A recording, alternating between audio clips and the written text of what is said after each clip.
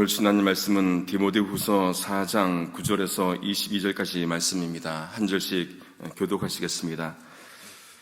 너는 어서 속히 내게로 오라. 데마는 이 세상을 사랑하여 나를 버리고 데살로니가로 갔고, 그레스게는 갈라디아로, 디도는 달마디아로 갔고, 누가만 나와 함께 있느니라. 내가 올 때 마가를 데리고 오라. 저가 나의 일에 유익하니라. 두기고는 에베소로 보내었노라.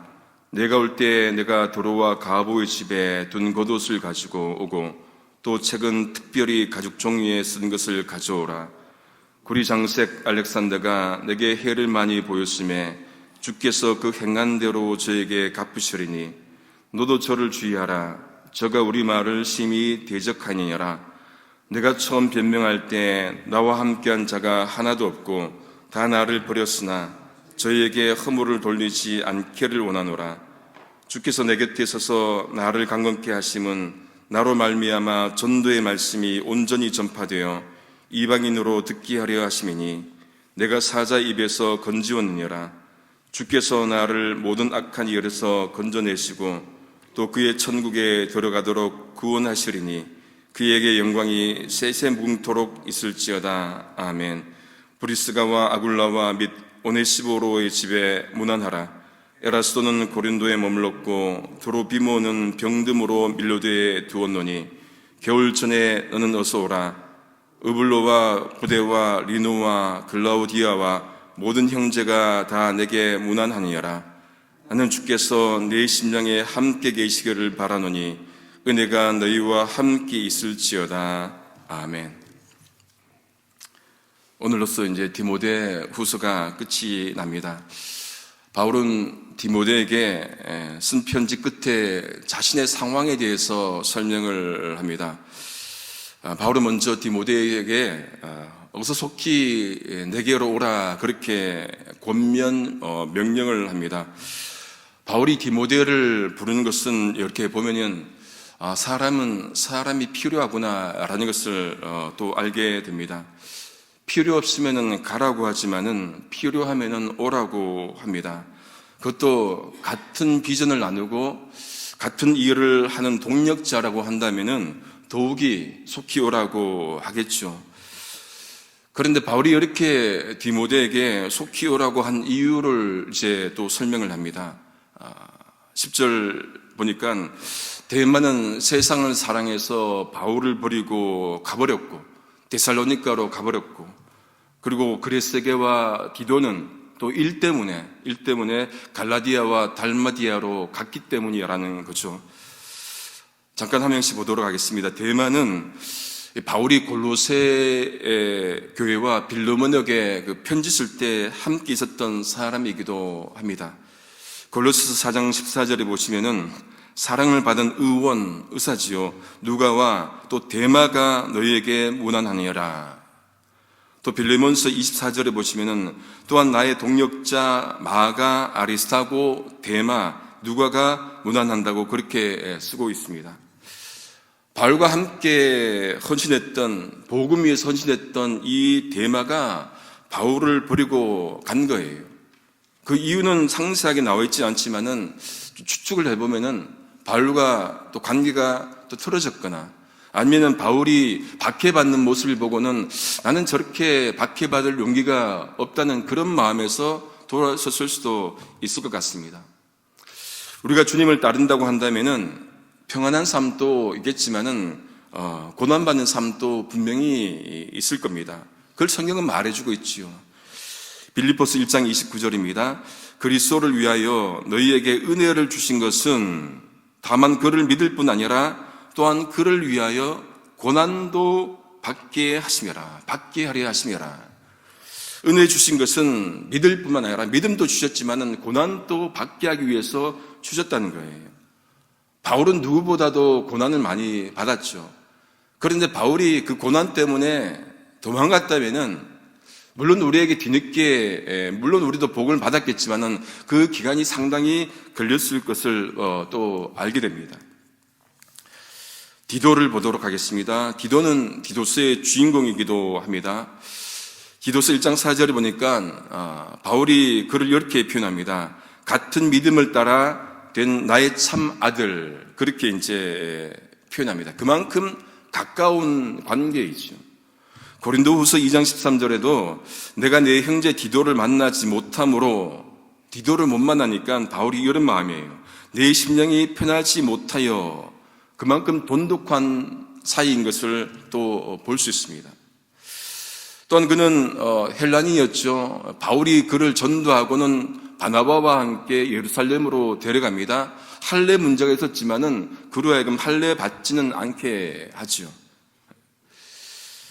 마가가 등장합니다. 바울은 또한 누가만 자기와 함께 있으니 올 때 마가를 데려오라고 그렇게 합니다. 11절에 보니까 이는 그 마가가 자기에게 자신의 일에 유익하기 때문에 데려오라는 거예요. 그런데 마가가 누구입니까? 마가는 바울과 함께 선교했던 인물이지만은 바울을 떠났던 인물이기도 합니다. 1차 전도 여행 때 마가가 바울을 이제 떠나지요. 사도행전 13장 13절입니다. 바울과 및 동행하는 사람들이 바보에서 배 타고 밤빌레아에 있는 버가에 이르니 요한, 마가죠. 요한은 그들에게서 떠나 예루살렘으로 돌아가고, 그러다가 2차 전도 여행 때 바나바와 바울이 마가를 두고 갈등을 빚습니다. 사도행전 15장 36절에서 40절 이 전반적 내용입니다. 바울과 이 바나바가 말씀을 전한 성으로 다시 가서 형제들을 만나고자 하지요. 방문하고자 합니다. 그때 바나바는 마가를 데리고 가자. 바울은 안 된다. 밤빌리아에서 자기와 함께 했던 그 마가가 떠났기 때문에 다시 함께 할 수 없다. 그렇게 갈등을 피차 나눠지죠. 그래서 바나바는 마가를 데리고 배 타고 구브로로 갔고, 바울은 실라를 선택해서 떠나게 됩니다. 근데 바나바는 왜 마가를 챙겼을까요? 골로새서 4장 10절에 보니까 이 바나바와 마가의 관계가 개역 개정과 개역 한글에 보니까 생질 그렇게 나오고, 세번역으로 보면은 사촌으로 그렇게 나옵니다. 어쨌든 그렇게 마가를 거부했던 이 바울이 마가를 챙깁니다. 이런 거 보면은 사람은 관계가 좋았다가도 나빴다고 할 수 있어요. 그런데 끝을 맺어서는 안 되겠죠. 사람과 관계가 다음에 어떻게 바뀔지도 모르잖아요. 그렇죠? 그러니까 끝을 맺으면 안 된다. 그런 생각도 하게 됩니다. 바울은 이제 디모데에게 마가를 데려오라 하면서 두 가지 요청을 합니다. 13절에 보니까 네가 올 때 내가 들어와 가보의 집에 둔 겉옷을 가지고 오고, 또 책은 특별히 가죽 종이에 쓴 것을 가져오라. 그렇게 요청을 합니다. 바울이 지금 로마 감옥에서 편지를 쓰잖아요. 그죠? 그러니까, 옷이 필요했겠죠. 그더니 겉옷을 가져오라 하고, 또, 책, 가죽 종이에 쓴 책, 그것이 정확히 뭐 성경일 수도 있고 모르겠지만은 자기가 쓴 책일 수도 있고, 하여튼, 하나는 육적인 것, 하나는 좀 영적인 것, 그렇게 또 구분할 수가 있을 것 같습니다. 우리 모두는 육적인 것과 영적인 것이 필요한 존재들입니다. 그리고 이제 또 한 명을 소개하는데, 그를 조심하라고 그렇게 바울이 권면하는데, 그는 구리장색, 세공업자죠. 알렉산더입니다. 그가 바울에게 해를 많이 끼쳤습니다. 그래서 바울이 주님께서 그에게 또 갚아주기를 원한다. 그렇게 말씀을 합니다. 사도행전 19장 33절에 보시면은 알렉산더가 등장을 하는데, 구리 세공업자 알렉산더의 가능성이 높습니다. 당시에 데메트리오 은장색이었죠. 우상 제조업자입니다. 그가 아데미 여신의 신전을 만들어서 그 사람들, 직공들을 이제 돈벌이를 해준 거예요. 그런데 바울이 등장해서 어떻게 합니까? 바울이 등장해서 사람의 손으로 만든 것은 다 우상이다, 신이 아니다 하니까 자신들의 돈벌이가 떨어지니까 걱정합니다. 그래서 외치지요. 에베소 사람의 아데미 여신은 위대하다. 그러면서 그렇게 외칩니다. 그때 유대인들이 자신들과 이 바울은 다른 것을 알리기 위해서 알렉산더를 사람들 앞에 세워요. 그런 사람들이 어떻게 합니까? 저 알렉산더도 유대인이다 하면서 또 소리치죠. 아데미 여신은 위대하다. 그런 알렉산더에 대해서 바울이 디모데에게 말하는 것은 그를 주의하라. 너도 그를 주의하라. 그러면서 그가 우리 말을 심히 대적했다. 그렇게 말을 합니다. 여기 우리 말은 단순히 말이 아니라 영어 성경으로 보면 메시지예요. 그러니까 바울이 전한 그 복음을 대적한 사람이었기 때문에 그를 조심하라고 말을 하는 것이죠. 로마서 16장 17절 18절입니다. 형제들아 내가 너희를 권하노니 너희 교훈을 거스려 분쟁을 일으키고 거치게 하는 자들을 살피고 저희에게서 떠나라.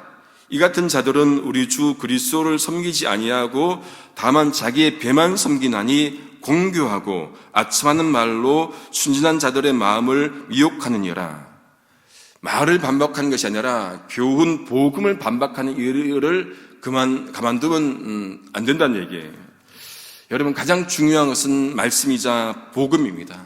복음에 사로잡힌 자, 복음을 갈망하는 자, 복음을 정말로 염원하는 자, 그들이 복음을 대적하는 자들을 또 대적하겠죠. 대적하는데도 가만히 있으면은 복음을 사랑하는 것이 아니에요. 복음을 반대하고 말씀을 반대하고 하는 이들에 대해서는 정말로 적극적으로 대처를 해야 합니다. 그것이 복음을 사랑하는 모습일 겁니다. 바울은 다시 화제를 옮깁니다. 16절에 보니까 내가 처음 변명할 때, 변론할 때 나와 함께한 자가 하나도 없고 세 번역으로 보니까 내 편에서 나를 도와준 사람은 한 사람도 없습니다. 변론은 법정에 서는 거잖아요. 거기서 자기 일을 변호할 때 한 사람도 없다는 거예요. 섭섭한 마음이 들었겠죠. 그 말은 다 나를 버렸다는 거예요. 그런데 어떻게 표현합니까? 다 나를 버렸지만은 내가 그들에게 허물이 돌아가기를 원치 않는다. 인간적 섭섭함을 넘어서서 이기고 넉넉한 마음을 보여줍니다. 이것이 가능한 이유가 어디에 있겠습니까? 바울은 주님께서 함께 하셨음을 고백하기 때문에 그래요.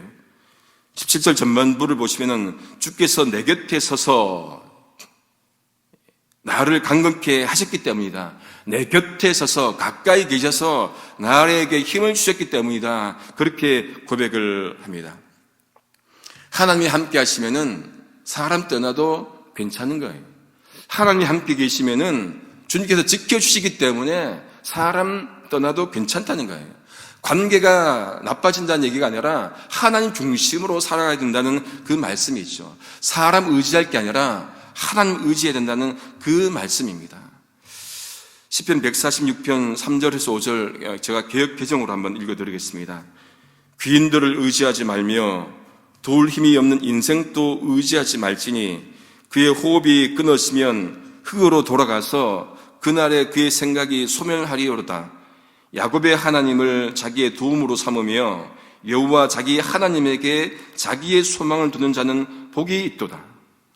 호흡이 멈춰버리면 끝나는 인생을 의지할 게 아니라 영원하신 하나님, 창조하신 하나님, 다스리시는 하나님, 마지막에 완성하실 하나님, 그 하나님을 의지해야 된다는 그 말씀이에요. 그런데 살다 보면은 가까이 있는 것은 사람이고 가까이 있는 것은 권력이고 가까이 있는 것은 물질이잖아요. 그러니 하나님은 뒷전이에요. 그게 아니라 정말로 변치 않는 그 하나님, 영원하신 하나님을 의지해야 된다. 이걸 바울이 삶으로 지금 보여주고 있는 것이죠. 그렇게 바울이 하나님께서 함께 하시는 그 또 목적에 대해서 말씀을 합니다. 17절 하반절에 보면은 나로 말미암아, 나를 통해서 전도의 말씀이 완전히 전파되게 하시고 모든 이방인이 그것을 들을 수 있도록 하시려는 것이다. 하나님이 나와 함께 하신다. 요거서 시작했죠. 근데 여러분 보통 하나님이 우리와 함께 하신다 그러면은 초점이 어디에 있습니까? 나에게 있는 거예요. 나와 함께 하신 하나님, 나를 지키신 하나님, 우리 가정과 나의 물질과 평안과 건강과 함께 하신 하나님, 나에게 초점 맞춰주는 그 하나님으로 우리는 고백합니다. 그러면 평안이에요. 그런데 바울은 작은 그 개인에게 초점을 맞춘 것이 아니라 나를 통해서 복음이 이방인에게 전해지도록 하는데 목적이 있다. 무슨 목적이요? 하나님이 나와 함께 하신 목적. 여러분, 하나님이 아브라함과 함께 하셨죠. 그를 택했습니다. 이유가 무엇입니까? 아브라함이 잘나서요? 아니에요. 그를 통해서 모든 민족이 복을 받도록 하기 위해서였습니다. 하나님이 유대민족을 택했습니다. 그들이 잘나서요? 아니에요. 그들을 통해서 모든 이방인이 복음을 받도록 하기 위해서 그들을 택한 거예요. 그러니까 하나님이 우리와 함께 하신다는 것은 나에게 초점이 있는 것이 아니라 나를 통해서 복음을 증거하도록 하기 위해서 하신 것이다. 그러면은 개인 신앙에만 매몰되지 않을 수 있습니다. 하나님이 우리와 함께 하신다는 것이 작은 게 아니에요. 전 인류를 위해서 복음 증거하도록 하기 위해서 함께 하신다는 고백, 그게 임마누엘 아니겠습니까? 함께 하시는 하나님. 또한 바울은 하나님께서 함께 하셨기 때문에 자신을 사자 입에서 건지셨다. 17절에 그렇게 고백을 합니다. 바울은 누구보다 고난 많이 받은 사도였지요. 그보다 고난 많이 받은 사도도 없을 겁니다.